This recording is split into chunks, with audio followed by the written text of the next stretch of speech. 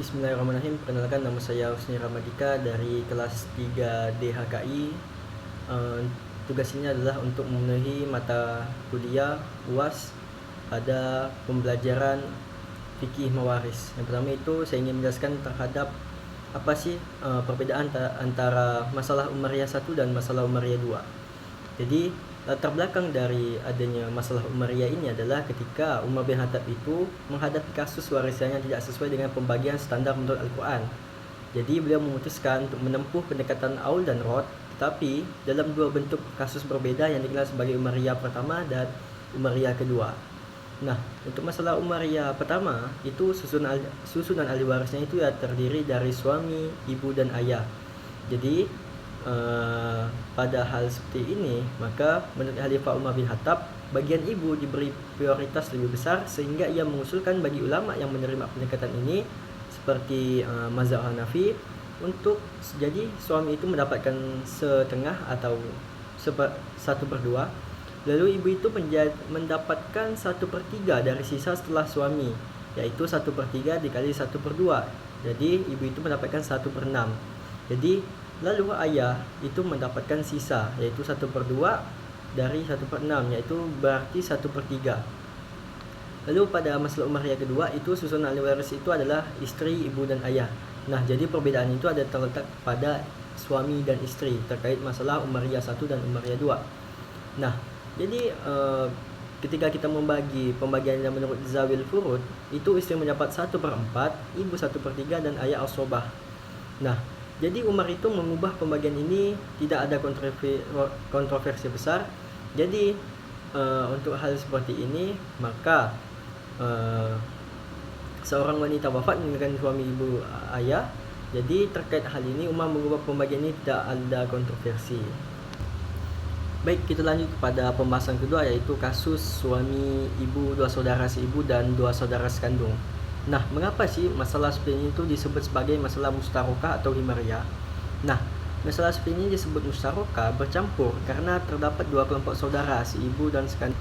Nah, lalu juga kenapa hal ini disebut sebagai himariyah? Karena konon disampaikan oleh Abu Hurairah kepada Khalifah Umar, dan Umar berkata ini perkara bagal atau himar karena sangat rumit. Nah, kasus ini menimbulkan tasih atau penyelesaian pembagian karena adanya saudara seibu yang hanya dapat waris jika tidak ada asrobah nasabiyah, seperti saudara laki-laki sekandung. Nah, jadi bagaimana sih perhitungan ahli warisnya? Nah, misalnya kita membuat contoh, ada ahli waris faktual, suami, ibu, dua saudara laki-laki sekandung, dan ada saudara seibu yang sebenarnya itu mahjub, yang terhalang oleh laki-laki sekandung. Nah, jadi bagiannya itu suami mendapat 1/2, ibu mendapat 1/6 karena ada saudara, sedangkan sisa yaitu satu bagiannya yaitu untuk dua saudara laki-laki sekandung. Nah, bagaimana sih sebenarnya pembedaan pendapat mazhab Hanafi dan Syafi'i? Itu mengemukakan bahwasanya saudara seibu terhalang total jika ada asrobah nasabiyah, saudara laki-laki sekandung itu. Hanya suami, ibu, dan saudara laki-laki sekandung yang mewarisi, yang seperti saya contohkan tadi. Pada mazhab Hanafi, saudara seibu tetap mewarisi meskipun ada saudara laki-laki sekandung karena mereka zawul arham. Dan Hanafi mengakui warisan zawul arham jika tidak ada zawul al-furud dan asrobah. Lalu kita bahas kepada materi ketiga, yaitu munasahah. Jadi munasahah itu apa sih? Jadi munasahah itu adalah pewarisan bertingkat, yaitu ketika seorang ahli waris meninggal setelah pewaris pertama wafat tetapi sebelum harta dibagi. Artinya sebelum harta itu dibagikan, ada salah satu ahli waris yang meninggal dunia.